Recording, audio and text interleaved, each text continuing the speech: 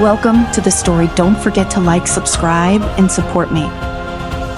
The obsidian tower loomed over the horizon like a blackened needle, piercing the sky. For centuries, it had stood at the center of the continent, a relic of the long-forgotten age of magic.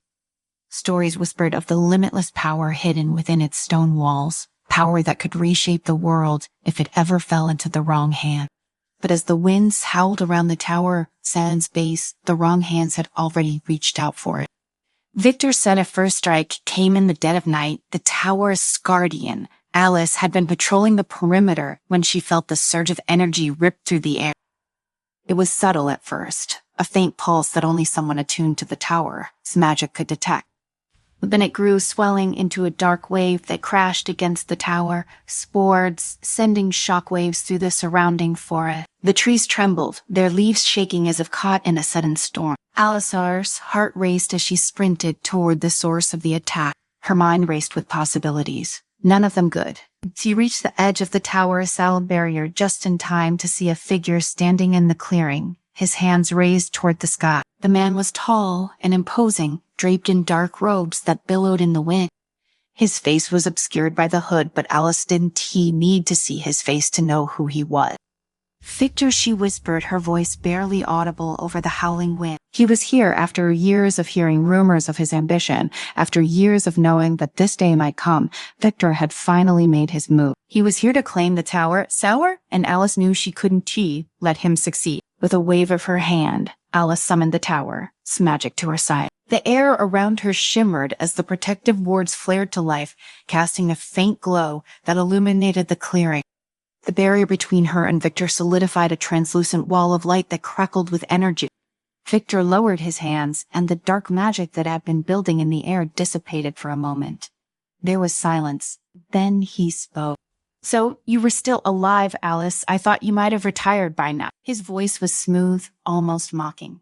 Alice grip tightened on the staff she carried. It was a relic passed down through generations of guardians, its wood polished smooth from years of youth. The staff pulsed with the tower's magic, its power thrumming beneath her fingertip. "I am still here," she replied, her voice steady, "and as long as I am, you won't touch the tower."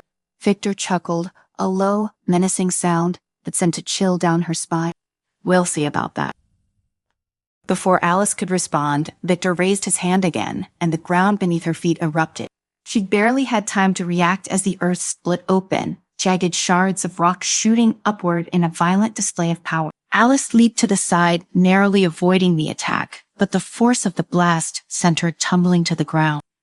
Pain shot through her side as she hit the dirt, but she didn't have time to dwell on it. She rolled to her feet just as another wave of magic surged toward her, this one aimed directly at the barrier. The protective wards flickered under the assault, their light dimming for just a moment before they held firm. Alice didn't wait for Victor to attack again. She thrust her staff forward, and a beam of light shot from its tip, cutting through the night.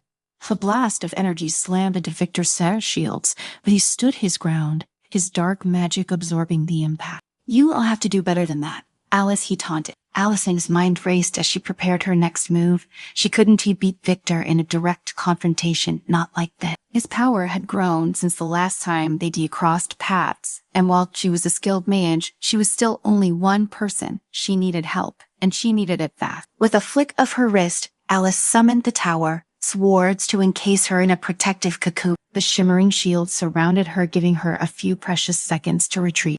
She turned and sprinted toward the tower, her heart pounding in her chest. Behind her, she could hear Victor's laughter echoing through the clearing. "I'll be back. Alice, you can protect that tower forever." Alice didn't stop running until she reached the base of the tower. The massive stone structure loomed above her, its surface slick and black as obsidian, reflecting the faint light of the stars overhead. She placed her hand against the cold stone, drawing strength from the ancient magic within.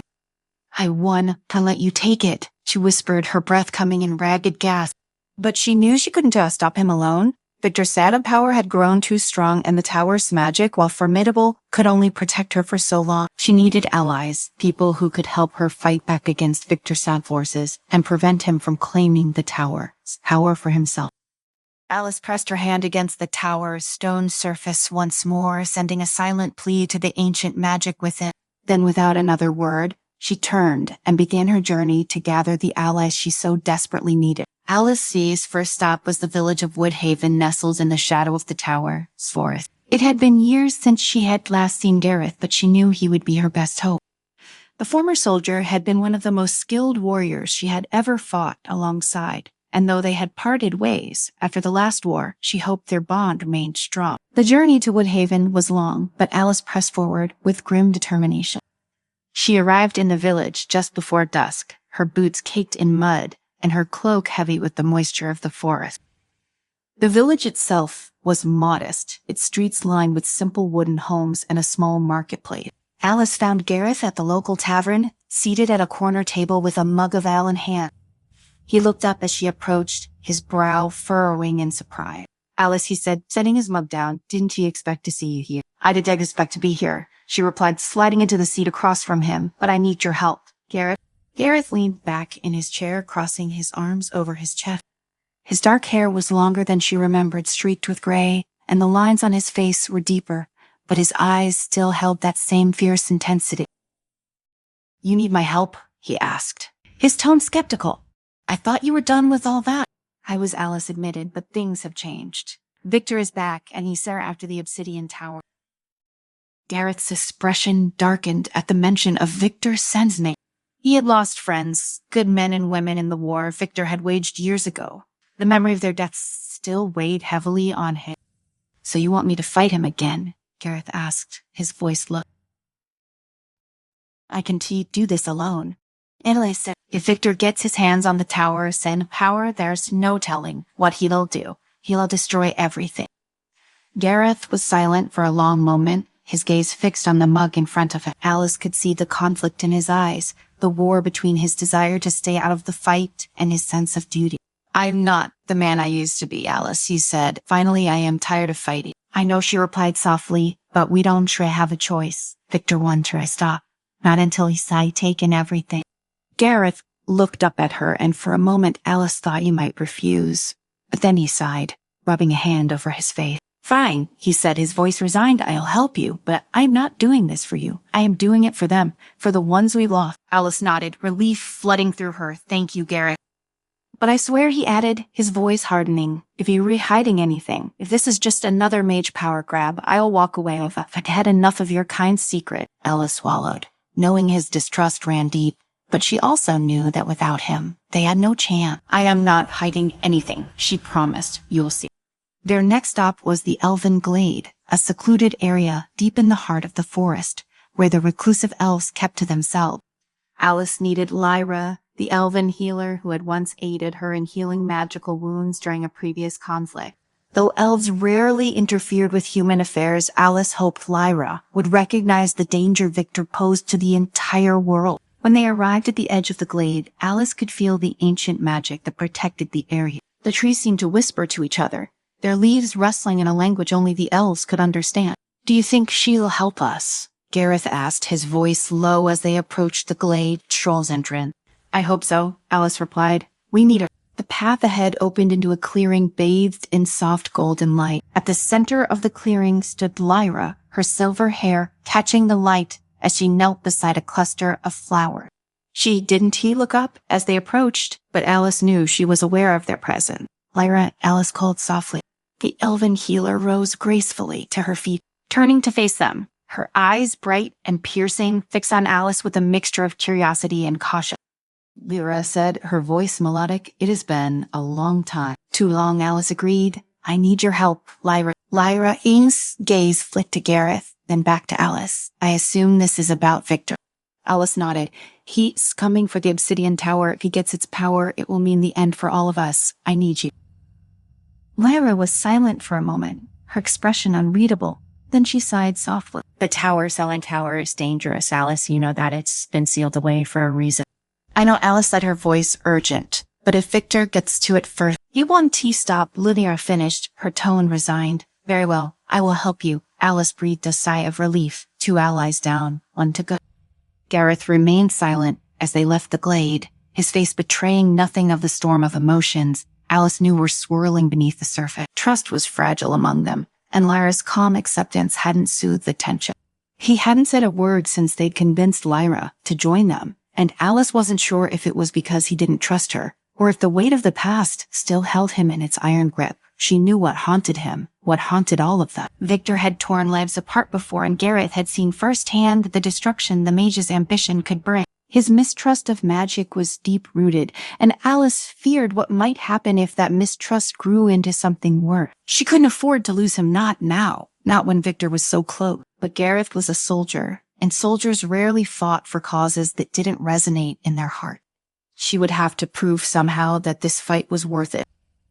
The journey to Corn, the last of their potential allies, took them through rougher terrain, far beyond the lands governed by any civilized force. Mercenaries like Karen thrived in the shadows, where gold was the only loyalty that mattered. Alice hated involving someone as morally flexible as Karn, but she had no choice. They needed him. They found Karen at a decrepit camp, a cluster of ragged tents where rough-looking men sharpened blades or threw dice. The smell of smoke and unwashed bodies clung to the air as they approached. Gareth shifted beside Alice, his hand instinctively moving toward the hilt of his sword. Lyra remained quiet, her serene expression unchanged, though Alice suspected she was as uneasy as the rest of them. Chiron emerged from the largest tent, his rugged features marked by a cocky grin that Alice remembered all too well. He sauntered toward them, his leather armor scuffed and well-worn, a long knife dangling casually from his belt. His eyes flicked over Alice, Gareth, and Lyra, sizing them up in a heartbeat. "Well," Karen said, his voice dripping with amusement, "if it isn't T, the tower's guardian herself, to what do I owe this illustrious visit?" "We need your help," Karen Alice said without preamble. She didn't have time for games, not with Victor so close. Karen raised an eyebrow, crossing his arms. "Help from me? You must be desperate." "Victor is after the obsidian tower," Alice replied, ignoring the smirk that spread across Karn Chief's face. "We can let him take it. If you help us, you will be well compensated." At the mention of compensation, Karen's expression shifted. His interest peaked. "And what's in it for me besides the gold?" Alice held his gaze steady and unyielding. "You'll have the satisfaction of not living in a world ruled by a madman." Karen laughed, a sharp sound that cut through the camp. "Satisfaction doesn't pay the bills, sweetheart, but gold does. A lot of gold." Gareth tensed beside her, but Alice gave him a warning glance. She knew what kind of man Karn was. He'd only fight if it was worth his while. "You will be paid double your usual rate, Karn. I'll see to it personally." Karn's eyes gleamed with greed, but he didn't respond immediately. He took a step closer, his gaze darting to Gareth, then Lyra. "And what's stopping me from taking Victor's side? I've probably got a better offer." "Better than to trust," Victor, Alice said, her voice low and deadly serious. "He's not interested in paying anyone once he gets what he wants. The only thing waiting for you if you side with him is betrayal." Karen's grin faltered for just a moment, and Alice knew she had struck a nerve. His loyalty had always been to himself, but even he wasn't that foolish enough to trust Victor. After a long pause, Karen shrugged. "All right, I am in, but you repaying me up front, and if this turns out to be some wild goose chase, I am gone." Alice nodded, her relief carefully concealed. "We leave at first light."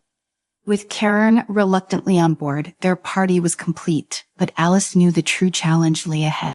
Trust was still fragile, and even with Karn's mercenary blade and Lyra's ancient magic, they weren't guaranteed victory. The shadow of betrayal loomed large. She would need to keep an eye on all of them, especially Karn, who could switch sides in a heartbeat if Victor offered him a better deal. That night, as the camp settled into uneasy silence, Alice sat by the fire, her mind racing. Tomorrow, they would face Victor. She only hoped they would make it through the coming battle together. The journey to Victor's stronghold was a grueling one. They had to move quickly, knowing Victor's forces were likely growing by the day. The terrain became harsher as they neared the corrupted fortress he had claimed, twisted by dark magic. Blackened trees lined their path, air thick with the stench of decay. The ground beneath their feet was cracked and brittle, as if the very earth had recoiled from the presence of so much concentrated evil. As they approached the outer walls, Alice felt the oppressive weight of Victor's magic pressing down on them. Her skin prickled with unease, her magic reacting to the dark forces in the air. Gareth drew his sword, his face set in a grim expression, while Lyra quietly whispered a spell of protection, a soft glow surrounding their group. Karen moved ahead, scouting the path for traps or sentries. His skills as a mercenary were invaluable here, and despite her distrust, Alice knew they wouldn't have made it this far without him. They navigated the labyrinth of corrupted stone, inching closer to the heart of Victor's side of fortress. Suddenly, a piercing cry rang out, and a horde of shadowy figures emerged from the darkness, rushing toward them. Victor's twisted creatures born of dark magic descended upon them with terrifying speed. Alice raised her staff, summoning a barrier of light to hold them back, but the creatures battered against it, relentless in their assault. Gareth leaped into action, his sword flashing in the dim light as he cut through the creature. Beside him, Karn fought with brutal efficiency, his blade carving a deadly path through their enemy. Lyra stood at the back, her hands raised as she called upon the ancient magic of the elves, sending tendrils of energy to bind and destroy the creatures. Alice felt the strain of maintaining the barrier, her energy dwindling with each passing moment. She knew they couldn't all hold out forever. "We have to push forward," she shouted over the din of battle. Gareth and Karn fought their way toward the entrance of the fortress, while Alice and Lyra provided magical support. The air was thick with the scent of blood and smoke as they finally reached the massive doors that led into Victor's lair. With a final burst of magic, Alice blasted the doors open, and they rushed inside. The interior of the fortress was a twisted reflection of the obsidian tower. Dark, jagged stone lined the walls, and the air was filled with the hum of dark magic. At the center of the room stood Victor, his eyes glowing with unnatural power, his hands raised as he channeled the energy of the tower. "You too late," Victor sneered, his voice echoing through the chamber. "The power of the obsidian tower will be mine." Alice stepped forward, her staff glowing with the light of the tower. "It's magic? Not if we have anything to say about it." The final battle began. Victor's power was immense, and he unleashed it with terrifying force. Dark tendrils of magic lashed out at them, striking with deadly precision. Alice barely managed to deflect the attacks, her shield flickering as the force of Victor's magic pushed her to her limit. Gareth and Karen charged forward, their blades flashing as they fought their way toward Victor. Lyra stood at Alice's side, her magic weaving through the air as she bolstered their defenses. But it was clear that Victor's tower had grown far beyond anything they had anticipated. As they battled, Alice felt a cold dread settle over her. This wasn't truly just a fight for the tower, it was a fight for their lives. And unless they found a way to stop Victor soon, they wouldn't survive. Just as Alice was about to lose hope, she saw something in the corner of her eye, Karn, slipping away from the fight, his eyes fixed on something beyond the battlefield. A flicker of panic surged through her as she realized what was happening. Karen had betrayed them. The mercenary had struck a deal with Victor, and now at the critical moment, he was abandoning them to take whatever prize he had been promised. Alice's heart sank as she watched him disappear into the shadows, but Gareth did hesitate with a roar of fury. He broke away from the battle, chasing after Karn. The betrayal was a dagger in their hearts, but they couldn't afford to dwell on it. Alice and Lyra fought on, their magic straining against Victor's overwhelming power. The battle raged on, but Alice knew the end was near. She could feel her strength slipping away, her magic faltering. But even as the darkness closed in, she refused to give up. Victor might have the power of the obsidian tower, but he didn't have the strength of their bond. Even as they fought against impossible odds, Alice knew that they were more than just mages and warriors. They were a team bound by a shared purpose, and together they would find a way to win. In a final desperate move, Alice summoned the last of her energy, channeling it into a single powerful strike. The light of the obsidian tower blazed through the darkness, cutting through Victor's magic and striking him with the full force of the ancient power. Victor screamed as the magic tore through him, his body writhing in agony, and then, with a final shuddering gasp, he fell. The battle was over. Gareth returned, his sword dripping with blood, and Alice knew without asking that Karn was gone, either dead or fled. Lyra knelt beside Alice, her magic weaving through the air as she began to heal the wounds left by the battle. The tower's power was safe for now, but Alice knew that the cost had been high. Victor was defeated, but the scars of the battle would remain. As they stood in the ruined fortress, the weight of their victory settled over them like a heavy shroud. They had won, but at what cost? The tower still stood, a monument to the power and the danger of magic. And as its guardian, Alice knew that her work was far from over. But for now, they had peace.